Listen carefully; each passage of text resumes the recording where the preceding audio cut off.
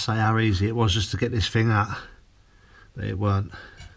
It's actually tack welded both on the bottom and the top of these pipes, and I've sort of just mangled its way out just so I could get the remnants of this rear cross member back out.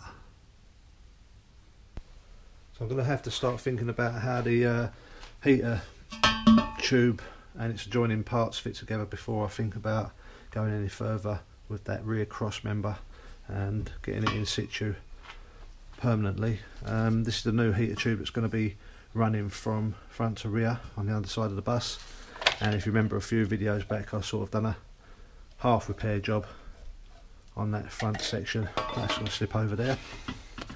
Now the rear part that I've only just taken out,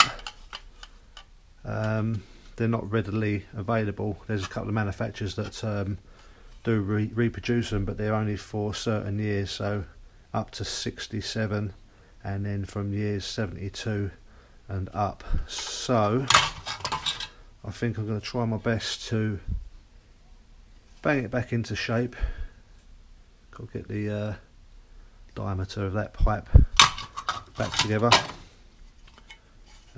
take all them old remnants out, but I'm thinking of trying to sort of modify it so it's at least removable in the future if it comes to taking any of these parts out again. So I'll see how I go with that.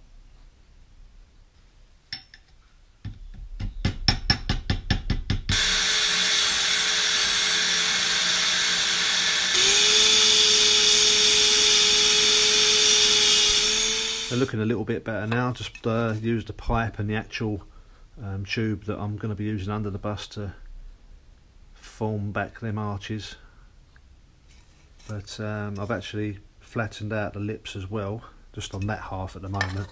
I'm thinking of doing the same thing on the other half, basically so they just sit together, and then I think 3 Jubilee clips will probably get them and secure them around the pipe when it's in. So I'll cut that lip off, what's not needed, because that's the actual lip that used to clamp around that edge.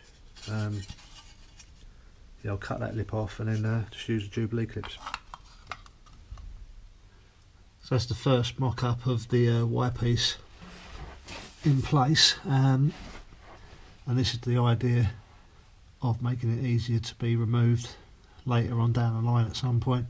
So I'm going to use these Jubilee clips, so it's easily removable. Now this one is going to interfere with the rear cross member being installed, so I'm just going to have to take a little nick out of each edge there and move this Jubilee clip to the rear a bit more, just so it clears this rear cross member.